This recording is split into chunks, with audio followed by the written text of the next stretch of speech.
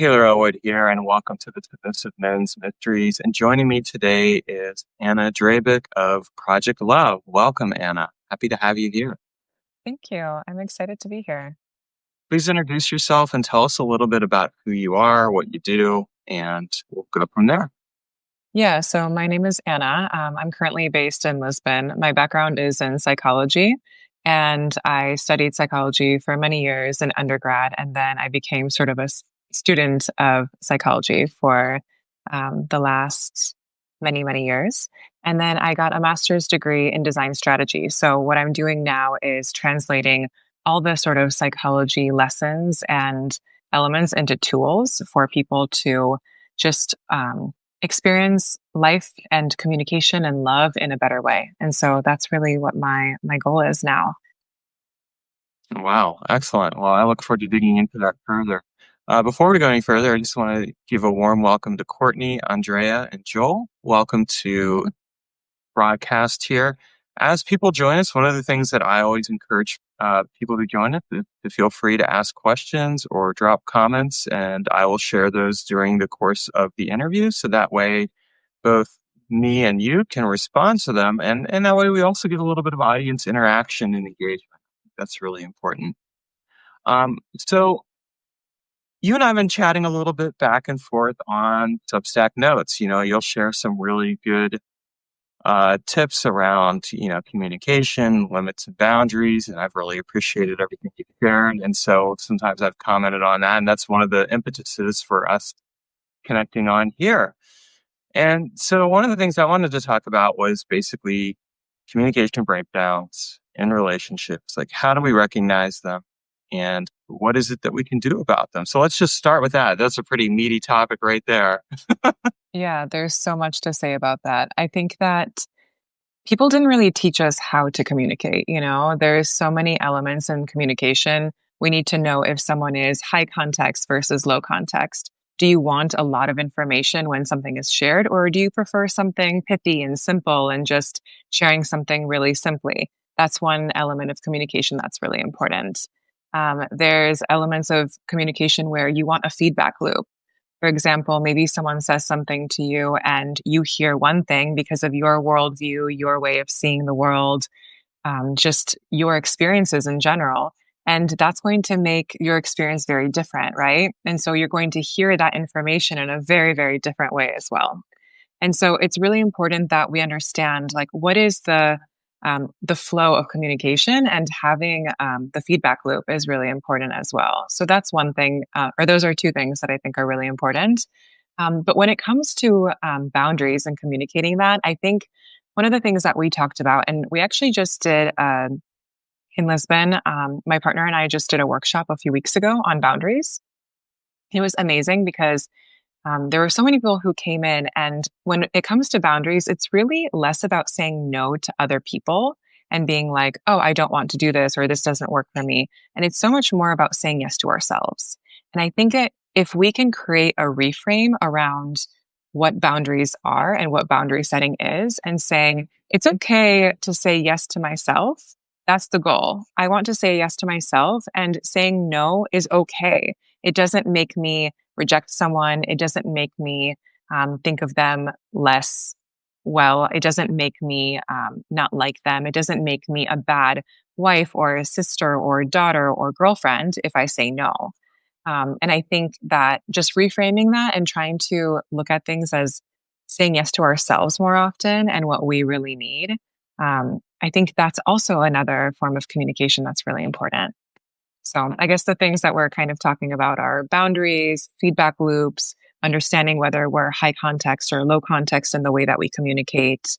Um, and I think we also haven't talked about, like, how you communicate, right? Like, there are some people who really like directness in how they communicate in relationships, and they want to know, okay, this is exactly what I'm looking for. This is how I feel. And then there's other people who sort of tell a story in order to communicate the element.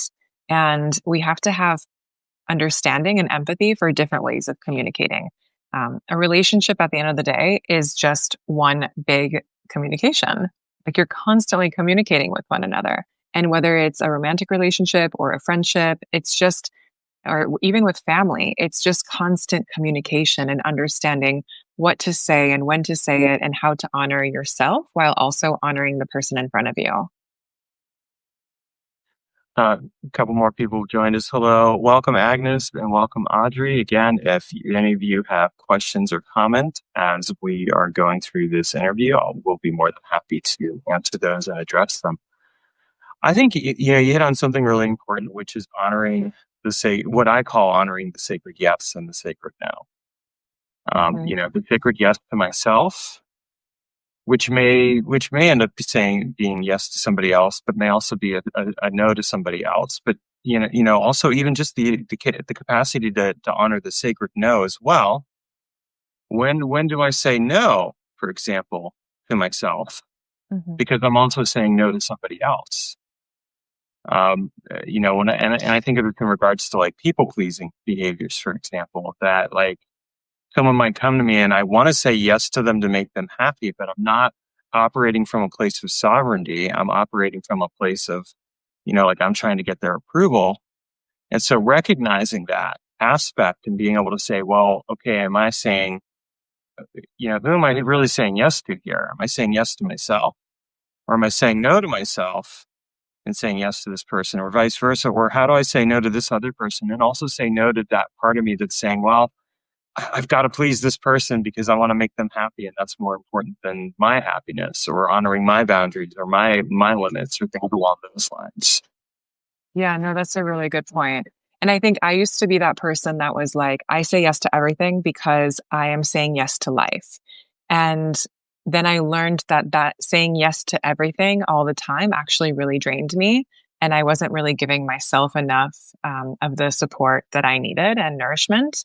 And there was a woman who came to the workshop that we ran a few weeks ago, and she basically said, but I want to do all these things. I want to engage in this and this party, and I want to go to this event, and I want to meet this person, and I want to say yes because I think that it's actually by saying yes to other things, I'm also saying yes to myself. And so at that point, I think we have to kind of create our own boundaries within ourselves and our own sort of not limitations, but understanding, okay, where do I draw the line? For example, maybe I give myself 10% of time for friendship. Maybe I give myself 20% of time for exercise. Maybe I give myself 30% for working out or exercise and whatever it might be. So it's like we need to honor ourselves and listen to ourselves. And I think that all goes back to intuition at the end of the day, and honoring what you said, the sacred yes. It sounds like a sacred yes is also listening to your intuition, right? And kind of honoring that, and being able to feel strong enough to say yes to yourself, no to others, and not feeling like you're rejecting or doing anything negative along the way.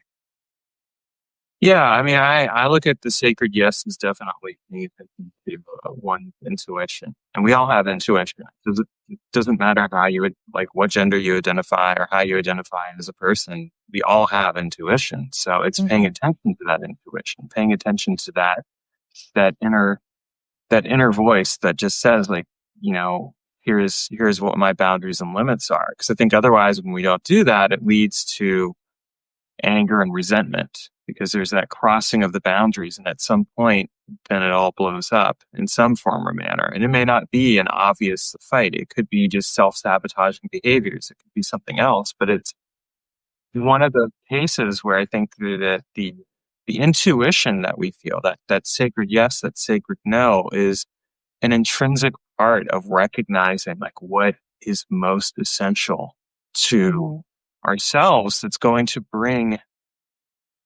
the greatest amount of clarity. It's not going to automatically bring joy. I mean, there is an aspect to relationships with other people where sometimes what you're going to say or do and honoring yourself is going to disappoint or upset other people. And I think being willing to brave that storm is just as important as being able to honor yourself, because that storm is a part of life. It doesn't necessarily have to be a horrible thing. It's but a part of it is, can I also handle this person's disappointment, this person's unhappiness, this person in the moment, Yeah. and come away walking away with the respect for myself and respect for that person. That's the other key component there. Yeah, that's a really good point. And I think that a lot of us, if we're not rooted in ourselves, we're afraid to do that because we're afraid, okay, how will this other person feel? But also, what if the relationship gets ruined as a result of it? Right. And that can happen because let's say you're in a relationship with someone or you're in a long standing friendship. And this happened to me before where I had a really good friend and I never spoke up about the things that I really wanted or needed. And then I finally started putting boundaries and clarifying them in the relationship. And I actually lost that friend because for her, it was a surprise after 13 or 14 years of friendship. Wait, why is Anna speaking up in this way? This isn't Anna. This isn't our relationship. This isn't how things work between us. And so that was really confusing for her.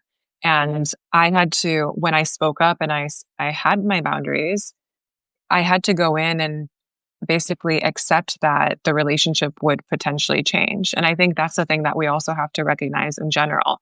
When we speak up, it's not going to work out for every single relationship and it's not going to work with everyone. But it's really about honoring ourselves. And I think also not being so rigid with our boundaries is also another factor. So, yes, we should honor ourselves and listen to our boundaries, but being too rigid and saying no all the time also doesn't work because I've also found that some people find that boundaries work for them in some ways and they're like, okay, I'm just going to say no to everything now. Like it's no, no, no, no, no. And that's not the point either. So figuring out what that sweet spot is of saying yes to yourself, but also honoring the experiences that come to you and saying, okay, why is this a boundary for me? Where is this coming from? Why do I feel the need to communicate it? I think that's also something that requires some introspection. The same thing as getting into our intuition requires us to be introspective, right? And that introspection, I think, requires some silence. It requires some thinking. It requires some perspective shifting. And when we're kind of in that state of solitude and being able to have some silence around it, that's when our intuition comes along most strongly.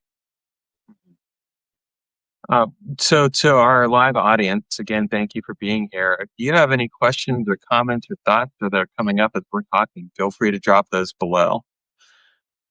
One thing that kind of stands out to me is that there is real power and presence being willing to walk away from a relationship. There's some truth to that, but that there's also real power and presence in being able to check in and say, you know, what are my values around this yes and this no? Hmm. Am I saying no because I feel like because I'm having to react, because maybe I'm finally starting to learn how to say no to other people. And so, I'm going to say no to everyone because that's what I need to do in order to grow that muscle. Or am I saying no because I recognize that there's a value conflict here? And this is something that I don't see talked to nearly enough about in relationships and communications, which is really just around the concept of values. Like, what are the values that I have? How am I living a value led life? So when I talk about values, I'll just define it really quickly here. Hmm. Like a value for me, for example, is responsibility. And it's not just, I take responsibility. It's actually the central idea around it is I have the ability to respond. I have the ability to make choice instead of just reacting. So I get to choose the response that I have as opposed to automatically reacting it. So that's a huge value to me that steers my yes and my no. Hmm.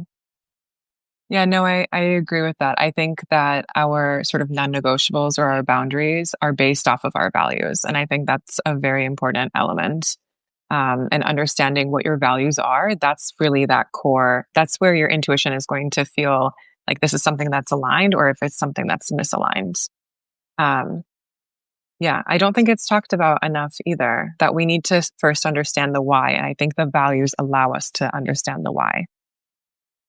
So what are what's an exercise or a practice that you would recommend to somebody who's watching this where they're like, yeah, I hear you. I need to get better at, honoring my yes and my no, but you're talking about values now. Like, how would you recommend if they don't know what their values are? Not And believe it or not, there are a lot of people out there who don't necessarily know what their values are, and Mhm. it's not a comment to shame anyone or anything like that. I think it's just Yeah, yeah. really easy to live a very reactive life. So, what would you recommend for somebody who's hearing this and thinking like, "Wow, this is really hitting something for me. How do I identify that within myself?" Yeah, so I like to look at it as like where are places that I'm living with from a place of expansion. And so for me, like where have other situations, what makes me feel good? So that's where my values will also come into play. So for example, for me, I really value beauty. And these are general values, but they can also translate to relationships. I value beauty, I value connection, I value respect, and these things all make me feel good. So for example, if we take respect as a value, that can mean different things to different people. But if I feel disrespected, then I will speak up about a boundary, for example. So I would first look at what's most important to me in my life and the relationships that bring me the most joy. So I like to look at this as like the bright spots. What are the elements within the relationship that I really like? Is there an element of consideration? Is there an element of playfulness? Is there which things do I really like? And then I can kind of backbuild my values from there.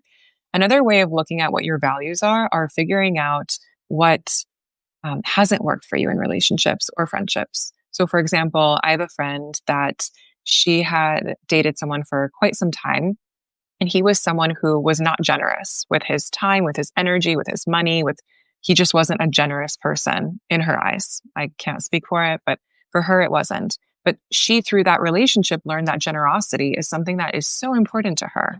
And that she has friends who are very generous in terms of just sharing their time, their love, their resources. It's not like I give you this and you give me this back.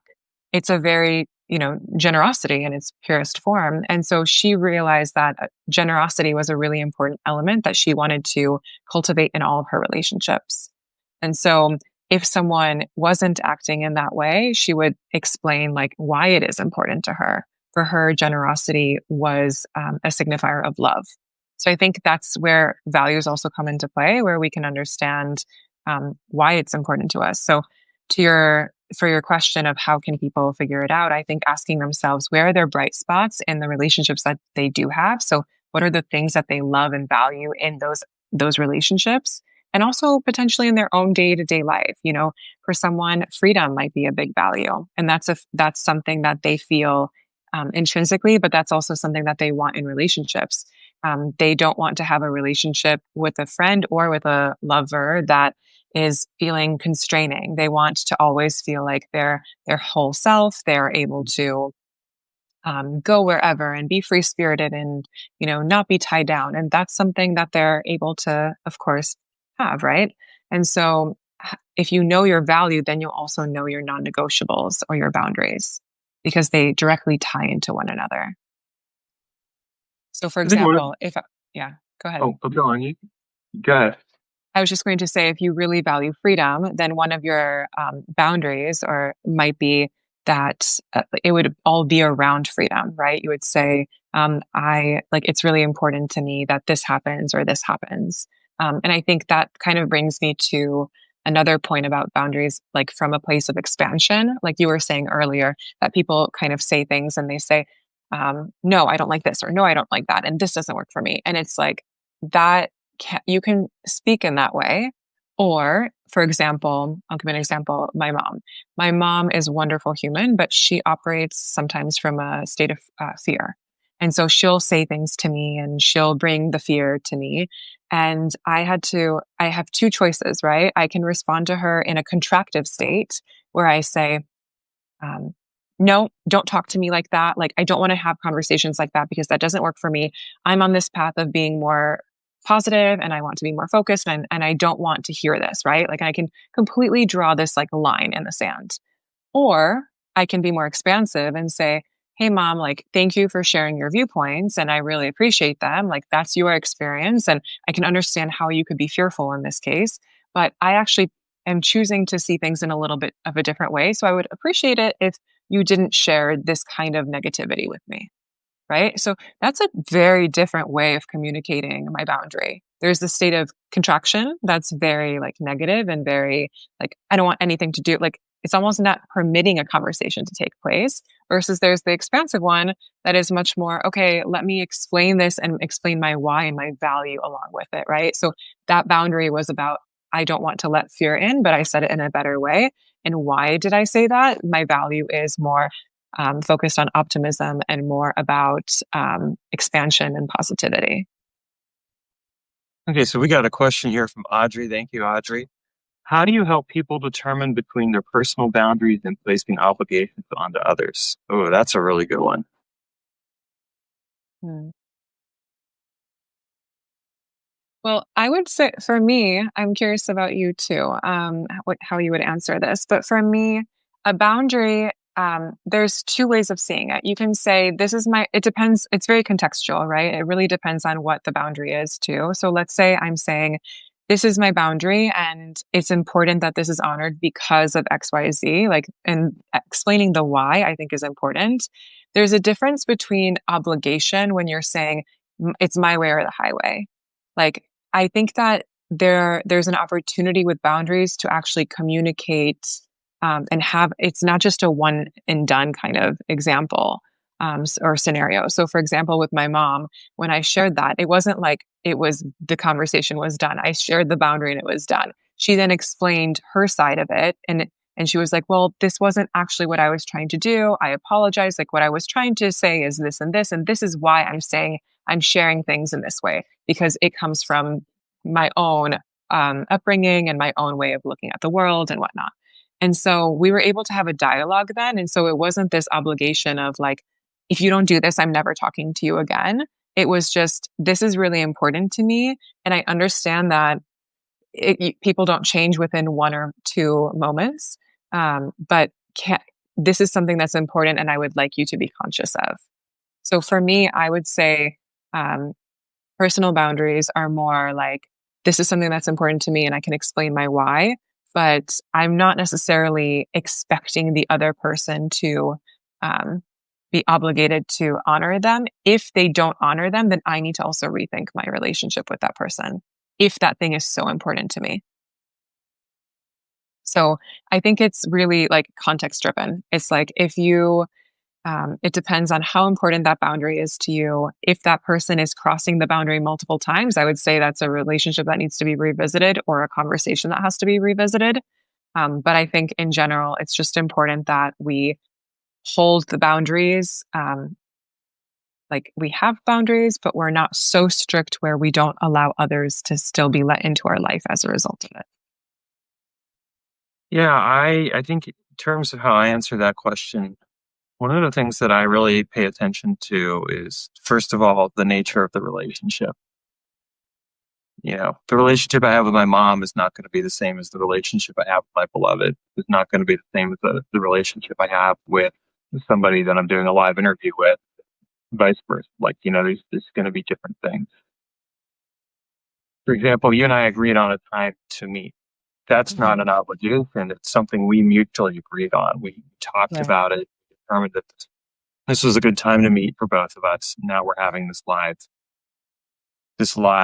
conversation. So there was definitely an establishment of boundaries in the sense that here's this container, here's when we're going to do this conversation. Um, an obligation, on the other hand, would be like if I said, "Hey, Anna, we're going to do the interview then." You're like, "But I'm not able to do that." Well, I'm putting this obligation on you, and I'm using this. It's kind of a silly example, but it's a great one at the same time. It's where it's Hmm. like, it's that obligation, that expectation. I think hidden within obligation is expectation. So being really clear, like, on myself, I spent some time really reflecting on, like, what's the difference between a boundary and an expectation. An Hmm. expectation, in my experience, is usually something that has not been voiced. It has not been expressed in a clear and clean way. It creates covert contracts where it's like, I have this expectation that you're going to do X if I do Y. And so there's a transactive element to it as well, which takes away from the strength of that relationship. When I'm clear about my boundaries, part of that being clear about my boundaries is also being able to say, like, here's where I'm going to draw the line in the sand. Maybe that could be a very firm boundary, but I think there's also a difference between that. There's what I see, like, and this is a good example, like with nice guy syndrome, and this nice guys will have either like really hard boundaries or they'll have very porous boundaries, but they don't have that what you're talking about, that the kind of that boundary awareness of like, here's when the situation is good to have a no, and here's where maybe I could, say, like, okay, I don't need to have so much of a firm no, but there does need to be communication here. So the way that I negotiate or really look at that is one, again, going back to that intuition, like what is the inner reality here? And is the inner reality coming from a place where there's some part of me that doesn't feel heard, listened to, or seen? Because we all want to be heard, we all want to be seen, we all want to be understood. That is fundamentally at the core of communication. And so am I paying attention to myself in relationship to whatever's happening here? And am I also really taking the time to make sure that I've conveyed this to this person? And in my particular case, the way I look at it is, am I choosing to respond versus reacting? Because Mm, if I'm yeah. reacting, I'm going to react from a point of either people pleasing or fear or something else along those lines, and it's going to create a shadow in that communication and relationship, which is going to be and that shadow is where the sabotage comes into play. So I think all of that is a factor to look at in terms of determining between the personal boundaries, like what is the value operating here, and what is my response, how am I showing up. Another thing I think is really good that kind of relates to this, and it's something I was going to speak to, is really the value of, in having these conversations, being able to sit down and put together some kind of written document. And not because the written document is like a set in stone type of thing, because I don't think it should ever be set in stone, but rather as a reference point that says, okay, here's what we talked about and what we've Mhm. agreed upon and not agreed upon. And obviously this isn't going to apply to every single type of relationship, but I think it is important to apply it to the more intimate relationships we have in our lives, Mhm. because then there's something that we can look at and review. And again, sometimes it might be, I've got to come back. I have a document with my beloved where it's kind of like our truths. Here are the truths that we have agreed to that feel relevant to us. And we review it every, couple of months, if not even more than that on occasion, just because it's a good idea to do it and not just fall into this automatic behavior of, well, this is what we've agreed to, and there's no room for discussion or exploration around it. Yeah, no, that's a really good point. I actually, I don't know if you know, but I wrote a workbook with my partner, and it's about this. It's about putting, I have it right here, just plugging my book here, but showing it because it's about designing the love that you desire. And we have actually on the foundational element, we have like different elements, but one of them is what are our values? And why are those values important? And then what are our non negotiables in the relationship, which are basically boundaries? And we revisit it also every 6 months because we're like, are we still living according to these values? And do we still have the same non negotiables? And if not, has something, changed or has something happened where they need to change? And I think what it does is this actually came up in the workshop that we did, where if you actually communicate the boundary and you have a, s- a similar set of expectations around a boundary at that point, then if something happens, let's say someone crosses a boundary, then you can basically point back to this document or this agreement. It's basically like we have agreements, right, with people, whether they're spoken or unspoken and or written down or not written down. And we can say, hey, like we agreed to this, and like this agreement was not considered or was maybe um, not honored.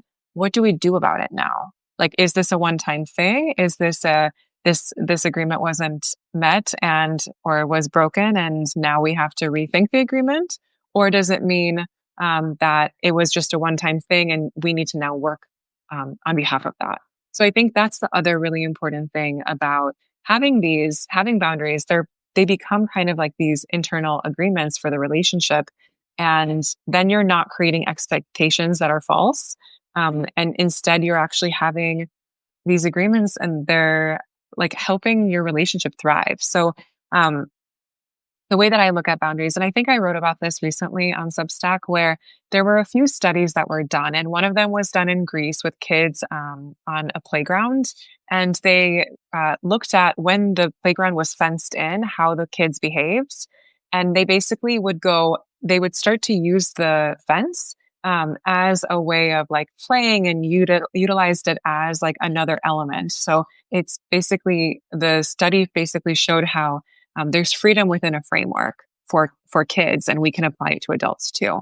But then there was another really interesting study done on preschoolers, where if there was a fenced in sort of yard at the preschool, then the little kids would play as far away on the grounds as possible. They would explore, they would go and they would see everything. But if there was no fence, they would actually be much closer to the teacher. And it's really interesting because I think that we sometimes think that, oh, putting in boundaries or having these agreements or non negotiables is actually limiting in a relationship or in any sort of context, but it's actually freedom within a framework. That's the way I see it. And every single relationship, the whole point is because you're relating to one another, you can create those agreements together. And they don't have to come out of obligation, but rather they can be co created. Yeah, I think the way that I like to look at it too is that there's real power in understanding what our limits are and knowing that within those limits, there's actually a lot that we can do. You know, the word limit is sometimes treated as a bad word, so to speak. I see this in different communities that go, like limits, limits aren't a good thing or something like that. But there's a reason there are limits in place. It does provide a very specific context that can be helpful in creating the actual experience of freedom within that context. So there's some real value to it. And I love the studies that you mentioned. That sounds really fascinating.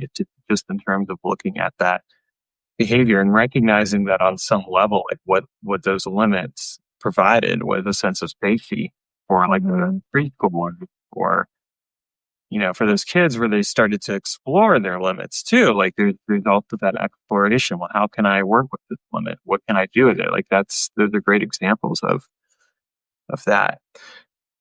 So what do we do in a situation with communication where we're dealing with like, I'm going to call it like the four horsemen of relationship apocalypse, which is criticism, defensiveness, stonewalling, and contempt. What do we do about those kinds of situations? Because those come up sometimes Mm-hmm. in relationship. And if there's all four, generally that relationship is more than likely going to fail. I think there's like a 94% chance, according to the Gottmans, as a good example. Mm-hmm. Yeah, that's a really good question. I was actually just talking to a friend the other day, and he was explaining this way of looking at situations and saying, so basically, like it's a very simple framework, but it's just a line across across. And if I'm above, like the question that we ask ourselves is, are we above the line or are we below the line? And if we're below the line, that basically means we are operating from a state of contraction. We are operating in victim mentality. We're operating in sort of this negativity. And everything is, really not, the world against us, essentially, or the relationship against us. But then if we're operating from the higher plane, so basically just above the line, we're operating from a state of expansion. So it's curiosity. It's, it's inquisitiveness, it's openness.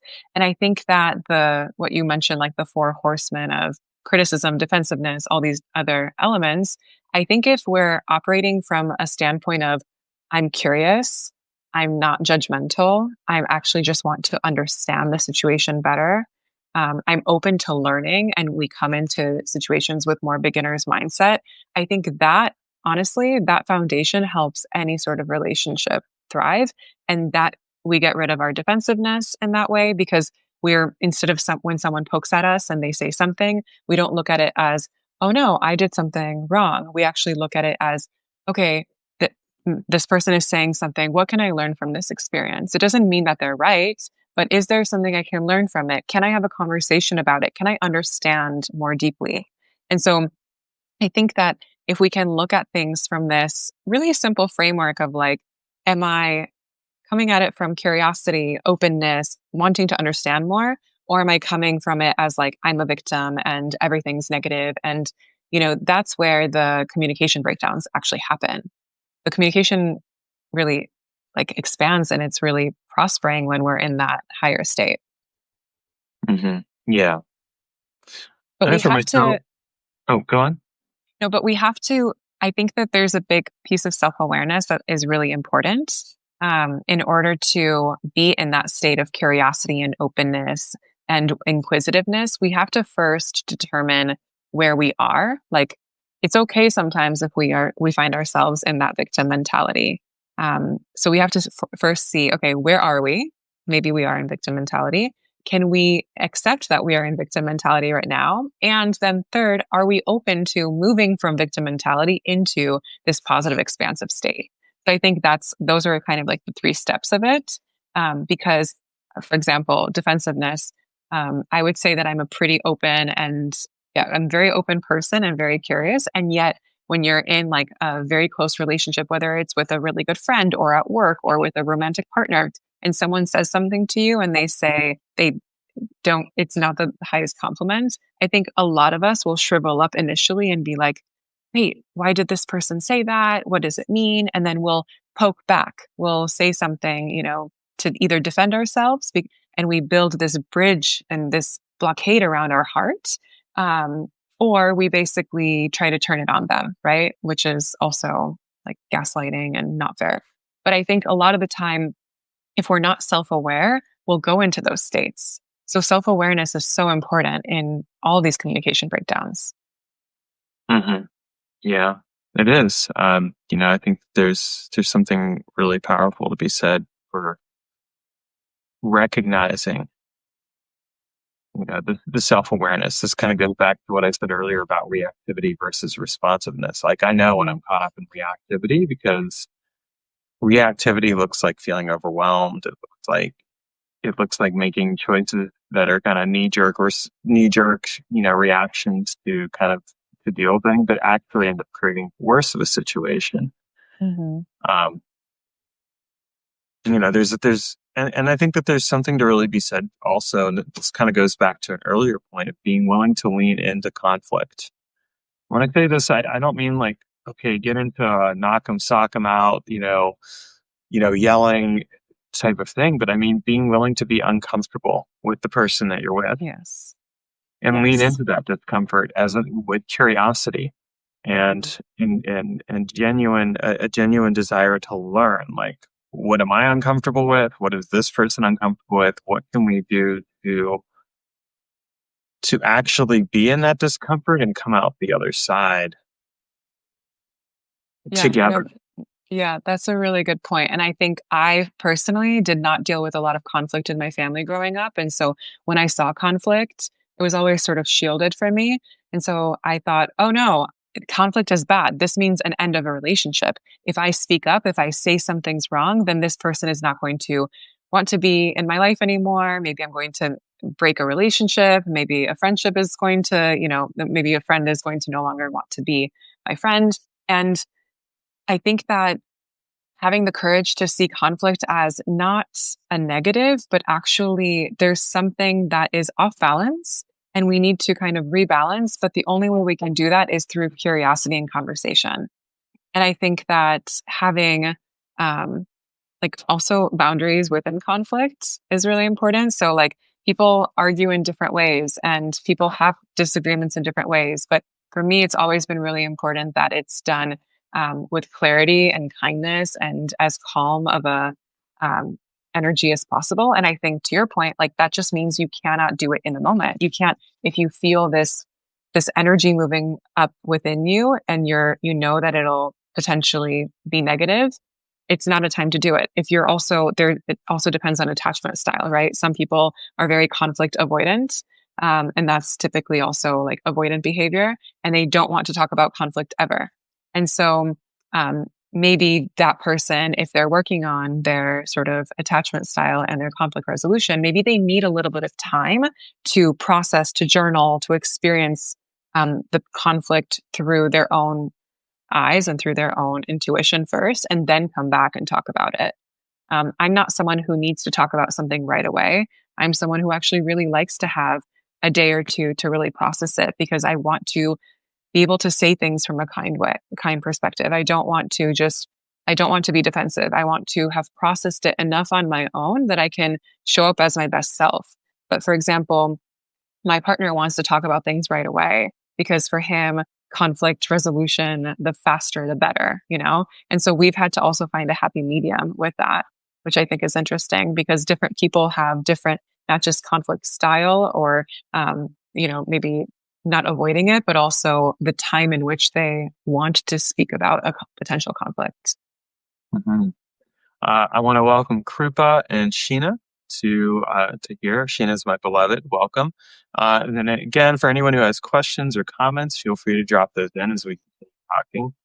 I think you make a really interesting point. Different people have different styles of, how they handle conflict. I'm like your partner, where it's like if it comes up, I want to resolve it as soon as possible. And it's interesting because a lot of times when I look at conflict with myself or with clients or just in general, what I find is that a lot of it is related to kind of going back to the attachment wound. Hmm. So for me, I can say that like, okay, like wanting to fix it as quickly as possible or wanting to get to a resolution as quickly as possible is really kind of based around an am I okay with, can I be okay with this person? Hmm. Because I don't want to live in tension with this person. And I can easily point back to where that is, and my family system growing up and all that other fun stuff. But what I've done with that, and I think it's really important, is I've learned to kind of, as I've become more aware of these things, is I've learned to really sit with that and be like, okay, I'm not, X age. I'm not 7 years old or whatever age it is. That inside part of me that's wanting to like, I got to fix this right now. That's where that part's coming from. So it's having a relationship as well with the part inwardly that, like, in terms of conflict, might be like, well, I need to do X, Y, and Z as quickly as possible. Well, maybe not. Hmm. Maybe it's okay to that part, like, hey, I get it. I see you. I hear you. I understand this is going on and there's some tension here. And let's let's connect. Let's have our own conversation. And let's come back to that and know that you are okay, that I've got you. And that I love you and that I'm here for you no matter what.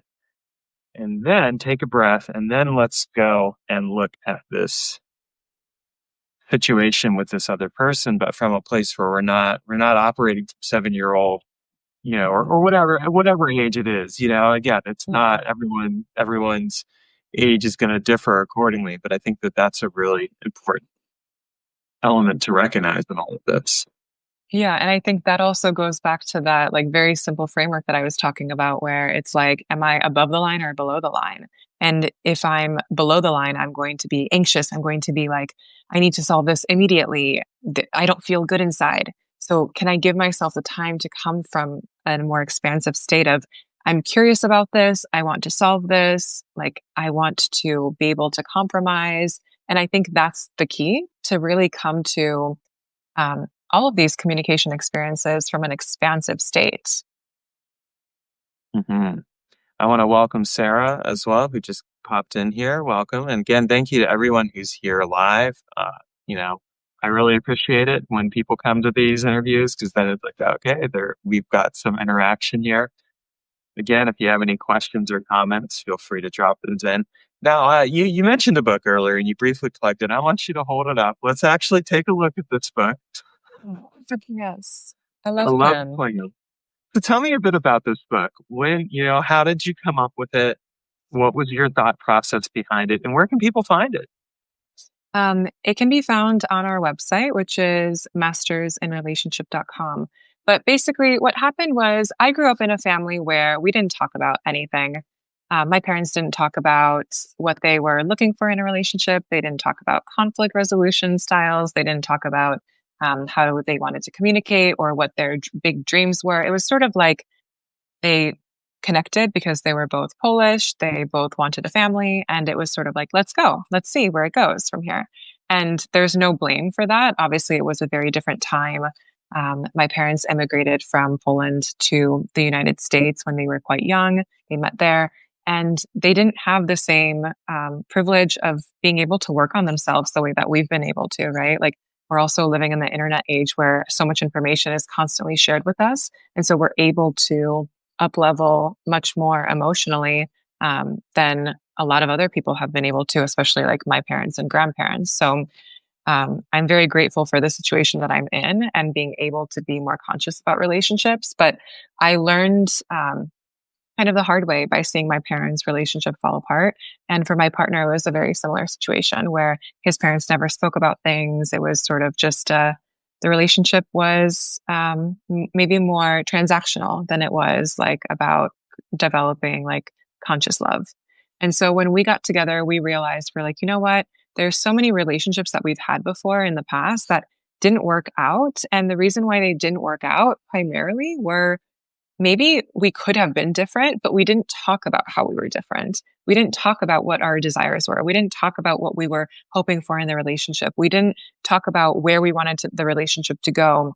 And I think that that's where communication comes into play because we're constantly communicating in a relationship, right? But if I just realized very recently that I wasn't communicating very often in my past relationships. I was sort of just going with the flow and seeing how things were going. And then if I didn't feel a certain way, I would throw it under the rug and I would then build that resentment over time. And then one day I would just kind of be over it and just not want to be in the relationship anymore. And so I think in an effort to combat that and just understand how the brain works, also how the dopamine system works. And for example, the first 18 to 36 months of a relationship, you have all this dopamine and all this serotonin.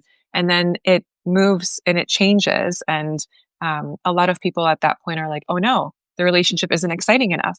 It's not, it doesn't have like all the elements that I'm looking for. And I actually just wrote about the dopamine challenge of dopamine recently because in relationships, just because we're living in this dopamine world. And so we're constantly thinking that we need this stimulation in order to be happy. And so basically, the book is twofold in terms of it focuses on communication and the practices and the things that we should all talk about. But then it also provides little elements and little bursts of serotonin through small practices and other things that and just planning. So it's, for example, it's really nice to have a bucket list with your partner. And the reason that is because it's actually been known to create more connection. When you do certain activities together, you build memories. Those memories kind of act as a long-term dopamine system or are impacted by the dopamine system longer term. As like, oh, this happened. Do you remember that? There's a shared connection in these things. So it's both looking to the future and creating kind of a system where we can add more playfulness and dopamine, like that natural dopamine and excitement into our relationships as they move on, while also having all the difficult conversations. And I think that's the thing that I think is missing a lot of the time. We weren't taught the conversations that we should have and how to have those conversations with partners, but also with friends, with family. And I think we're all learning. So the book isn't perfect. It's like our first version. And I think that that's part of it. Like love is not perfect. Relationships are not perfect. They're a work in progress. And we want to make sure that, like we're on the journey with everyone else, but we wanted to create something that resonated with others and could be used as a powerful tool for self-inquiry, but also, connection with your partner. That's excellent. I think that's important.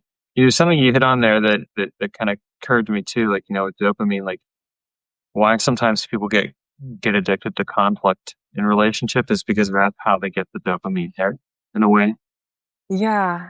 Yeah, I actually, conflict is super interesting because I had a partner once and I've always believed that arguing, or I don't say arguing in terms of there's never like anything negative in that. Like it's just communication.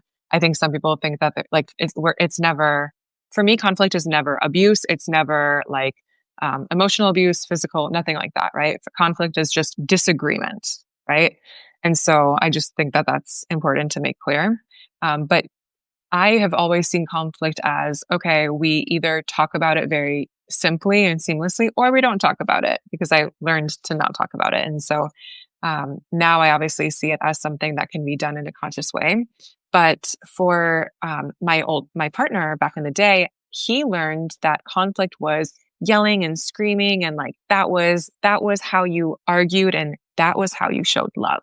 That was his way of showing love. And so I remember we were making dinner one night and he started to get very frustrated and he wanted to talk, and then he started getting more animated and more frustrated, and I was just really calm and just kind of listening and answering him, and he looked at me, he goes, "Why don't you love me?" And I looked at him and I was like, "What do you mean? Of course I love you." And he's like, "But you're not yelling. There's no passion here. There's nothing that you're showing me that you love me." And I was Uh-huh. like, wow, we have such a different way of experiencing love, but also experiencing conflict because of where we come from. And so this goes back to our limbic system, right? So in the brain, we have our reptilian brain, our limbic system, and our neurocortex. And when it comes to love, the imprints are made on our limbic system. And so whatever we experienced as a child, we typically go back to that sort of, whether it's conflict or whatever love felt to us back in the day, that's sort of what we tap into. Unless we're able to recognize it, have self awareness around it, rewire it, which I think is really important. But the great thing is that there's a way for us to change our limbic resonance. For example, like if we're around other individuals who are um, kind of healthier and can soothe our nervous systems, our limbic systems can actually get acclimated to that and change. So there's a lot of neuroplasticity that's obviously possible. Hmm. Yeah, I think that's really important, and recognizing that. I once had a partner I was with too, who kind of was like, "Well, fighting's my love language." It's not mine.